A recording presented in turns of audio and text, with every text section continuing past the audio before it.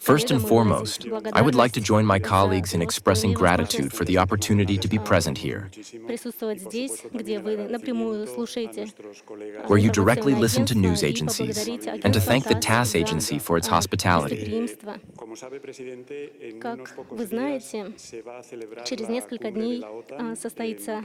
As you know, in a few days, the NATO summit will take place, where member states will gather.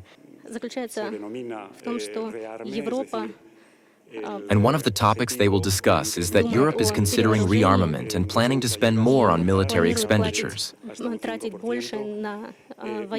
And my question is very direct. If you had the opportunity to speak or address these members of this organization, what would you say to them? What is your message, and what is the objective? And do you consider such rearmament of NATO a threat to Russia? We do not consider any rearmament of NATO as a threat to the Russian Federation, because we are self-sufficient in terms of ensuring our security, and we are constantly improving our armed forces and our defensive capabilities.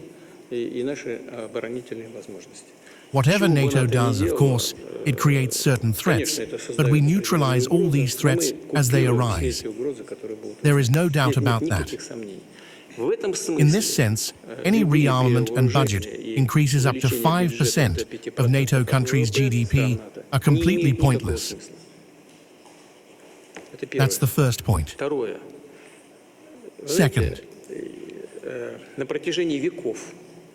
you know, for centuries, unfortunately, this is the case, and I can state this with full confidence. For centuries, the West has periodically, over long stretches of time, kept raising the question of a threat from Russia. It has been convenient for Western elites to shape their domestic policies this way, because, on the basis of an imaginary threat from the East, they could always extract money from taxpayers and constantly justify their own economic mistakes by pointing to a threat from the East. If you and I examine historical books, we will come to the conclusion that this theme has always been brought up from time to time. It is clear that the current crisis in relations between Russia and Western Europe seemingly began in 2014.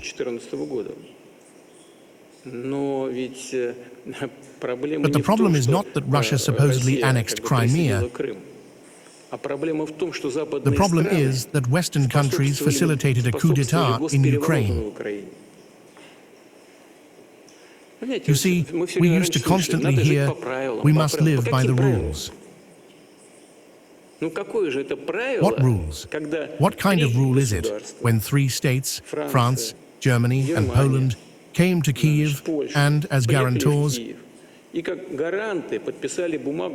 signed an agreement between the opposition and the authorities led by President Yanukovych? 3 states signed it, foreign ministers. My colleague from Germany is looking at me, Mr. Steinmeier, he was the foreign minister at the time, signed it with his signature. And a few days later, the opposition carried out a coup. And no one even batted an eye, as if nothing had happened. You understand? And then we hear, we must live by the rules. By what rules? What are you inventing? You write rules for others, but you yourselves don't intend to follow anything. Is that it? Well, who can live like that by such rules? That's how the crisis began.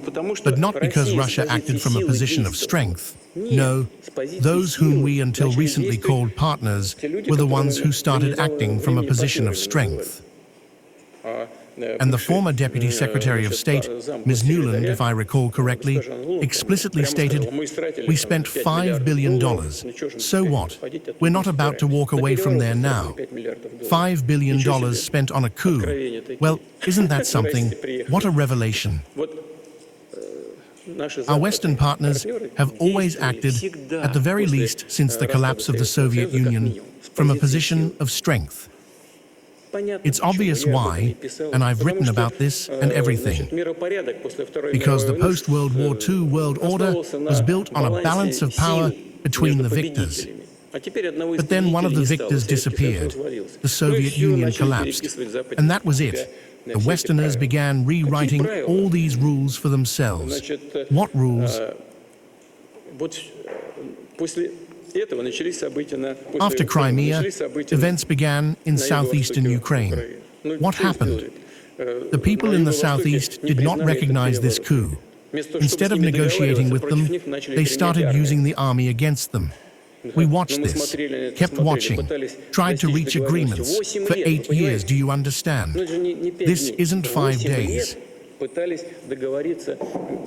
For 8 years, we tried to mediate between the Kyiv authorities, whose power originated from a coup, and what was then southeastern Ukraine, that is, Donbas. But in the end, the current authorities declared, "We are not satisfied with the Minsk agreements," meaning we won't implement them. For 8 years, we endured it, you understand? But you have to feel for the people. They were tormented for 8 years. And in the end, they're still persecuting the Russian Orthodox Church, still oppressing Russian-speaking people. Everyone pretends not to notice anything. In the end, we made the decision to put an end to this conflict, yes, by using our armed forces. What does that mean? That we're planning to attack Eastern Europe or something? At one time, a well-known Nazi propagandist used to say, "The bigger the lie, the more readily people will believe it." This legend about Russia supposedly preparing to attack Europe, to attack NATO countries, that is precisely the kind of unbelievable lie they're trying to make the populations of Western European countries swallow. We understand that this is nonsense, you realize? Those who say this don't even believe it themselves. And you probably don't either. Is there even one among you who truly believes Russia is preparing to attack NATO? What kind of absurdity is this? Do you know that NATO countries are currently spending $1.4 trillion on armaments? That's more than all other countries of the world combined, including Russia and the People's Republic of China. And their combined population, how many is that? Over 300 million, 340 million.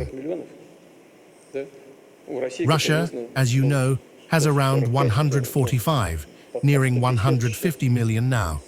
And the money we spend on defense is incomparable, simply incomparable. And yet, we're supposedly preparing to attack NATO. Really? What kind of nonsense is this? And everyone understands this is nonsense. They're deceiving their own populations to justify squeezing money out of budgets. 5%, 3.5 plus 1.5, and to explain away failures in economic and social policies. Of course, Germany, the leading economy of the European Union, is teetering on the brink of recession.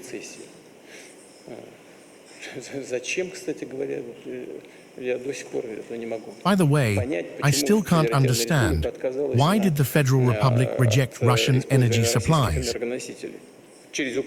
We were delivering to other European countries through Ukraine, and Ukraine was receiving $400 million annually in transit fee, yet Germany, for some reason, decided to refuse Russian gas. Why? There's simply no rational explanation. What for? Volkswagen is collapsing, Porsche is collapsing, the glass industry is collapsing, the fertilizer sector is collapsing. For what? Out of spite, like some childish, I'll buy a ticket just to spite the conductor and not ride. What utter nonsense. So if NATO countries want to increase their military budgets even more, that's their business. But it won't benefit anyone. Of course, it will create additional risks. Yes, it will. But that's not our decision. It's NATO's. I believe it's completely irrational and pointless. And of course, there are no threats coming from Russia. That's just rubbish. As Dr. Goebbels said, I'll repeat it again. The bigger the lie, the more readily people will believe it. And apparently, some in Europe do believe it.